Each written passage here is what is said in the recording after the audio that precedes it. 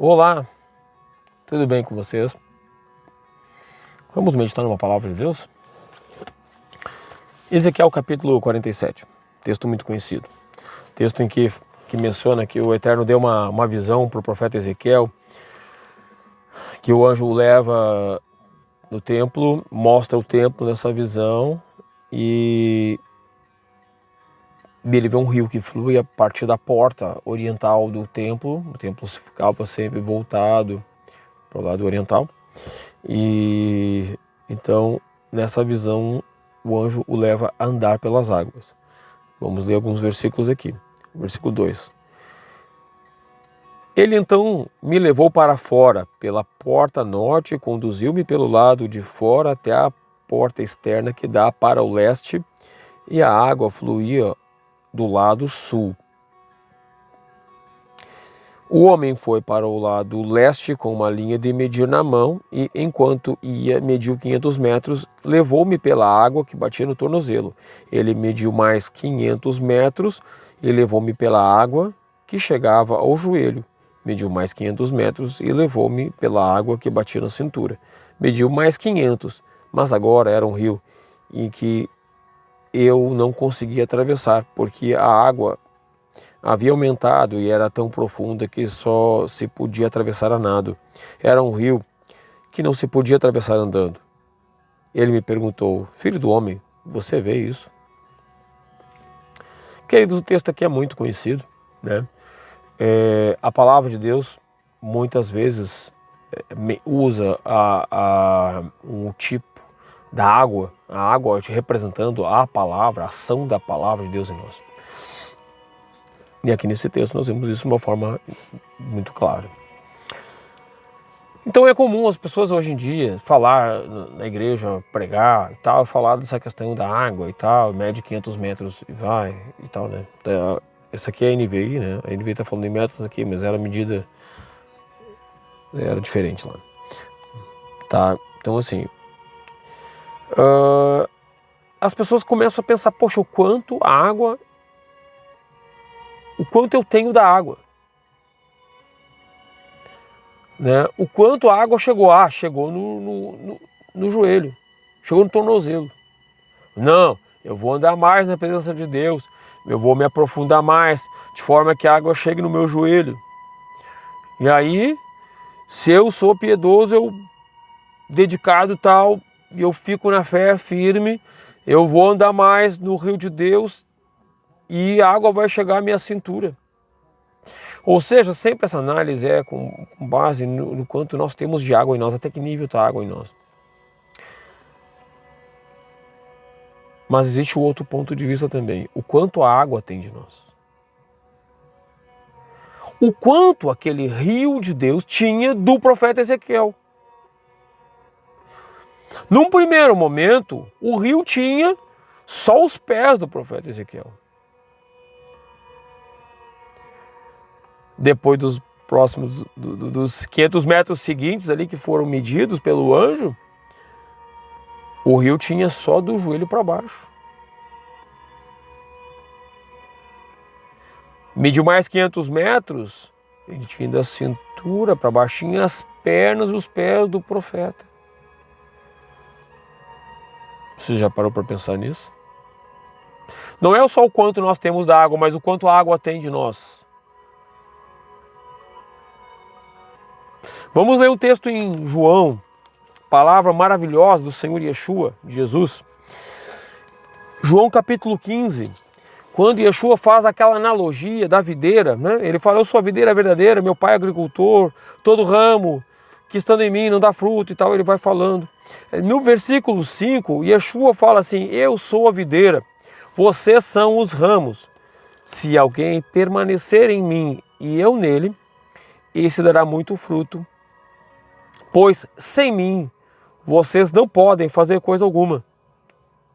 Se alguém não permanecer em mim, será como o ramo que é jogado fora e seca. Tais ramos são apanhados, lançados ao fogo e queimados. Versículo 7. Atenção, versículo 7 é tremendo, é maravilhoso. Se vocês permanecerem em mim e as minhas palavras permanecerem em vocês, pedirão o que quiserem e lhes será concedido.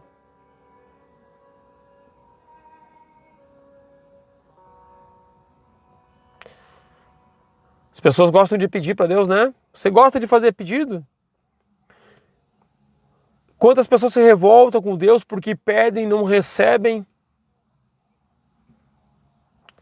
Mas o texto está dizendo aqui, existe uma promessa de Yeshua aqui, de que vocês pedirem vai ser respondido, vai ser atendido, desde que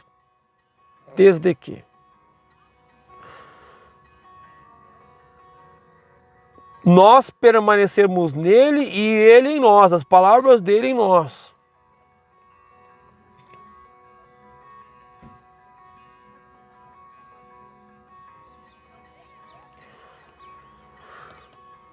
Eu sou a videira, vocês são os ramos. Se alguém permanecer em mim e eu nele, você de fato permanece nele e ele permanece em você. Qual é o nível do espaço que você dá para ele? Uns dizem, eu quero mais de Deus, eu quero orar, eu quero jejuar, eu quero mais de Deus. E aí as pessoas medem o quanto eu tenho de Deus. Mas a pergunta é o quanto Deus tem de você. O quanto da sua vida você permite que Ele direcione, que Ele mostre o caminho, ou você fica se apegando a algumas coisas que você não quer abrir mão, não quer entregar para Ele o controle, não quer direcionamento. Você quer a palavra de Deus, você quer a direção de Deus. No momento que tem uma questão lá, algumas questões da vida, às vezes você vai e pede Senhor, me ajuda a escolher, porque está difícil eu escolher nesse momento aqui.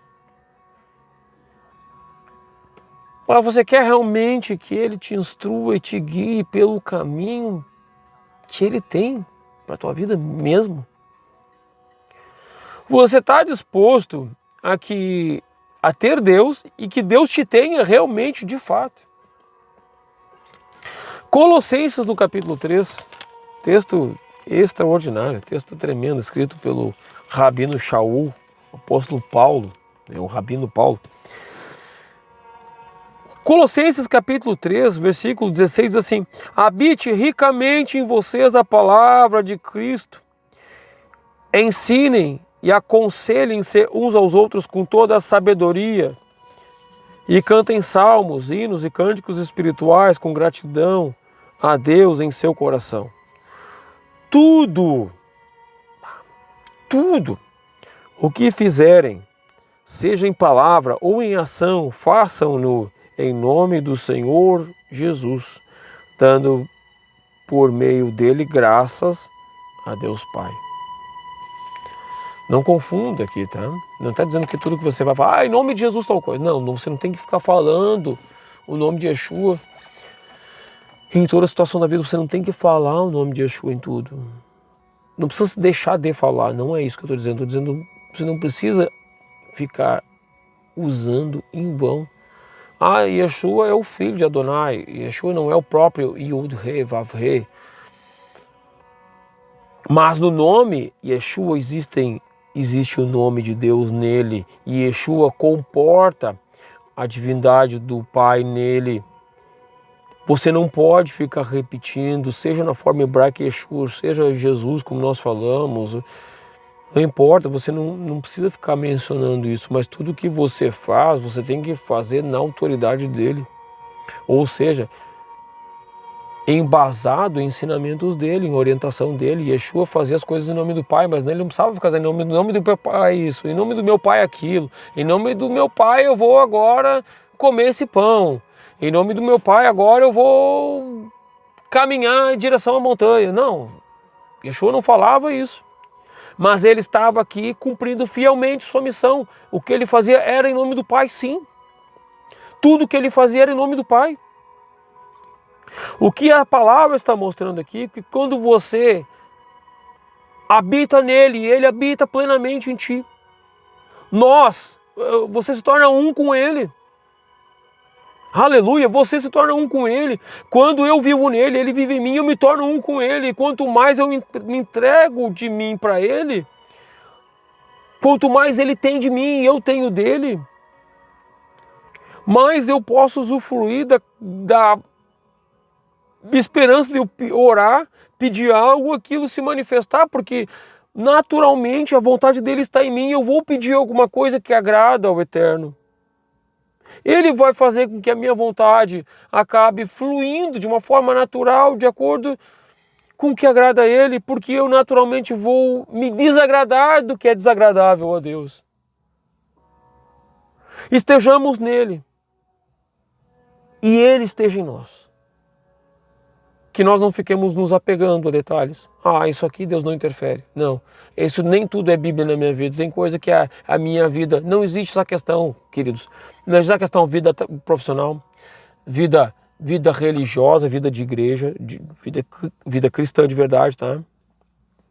Não existe vida cristã, vida profissional, vida sentimental, não. Se você quer um relacionamento real com Deus, e se você realmente tem uma fé para a salvação, se você quer realmente desenvolver uma vida com Deus, Deus é tudo em nós. Deixa Ele ser tudo na tua vida. Deixa a palavra de Deus te guiar em tudo. Deixa a palavra mostrar como é que deve ser o procedimento no trabalho. Ah, nós temos fraquezas, claro. A gente tem momentos que às vezes a gente pode se irar, alguns momentos. A gente tem os momentos que mas a gente volta para o centro. A gente sai, a gente já se arrepende e volta. Mas o nosso lugar é a palavra de Deus. Nós temos que viver baseado nela. Se nós vivemos na palavra, a palavra viver em nós, as coisas vão fluir na nossa vida. Se nós aprendermos a nos aquietar o coração, confiar nele, aquietar o coração e confiar nele, as coisas vão acontecer. As coisas vão acontecer. Nós vamos ver as maravilhas de Deus na nossa vida e sermos gratos a Ele. Amém? Então, que você tenha da água, mas que a água tenha de você também. Se entregue a Ele. Amém? Um grande abraço. Shalom.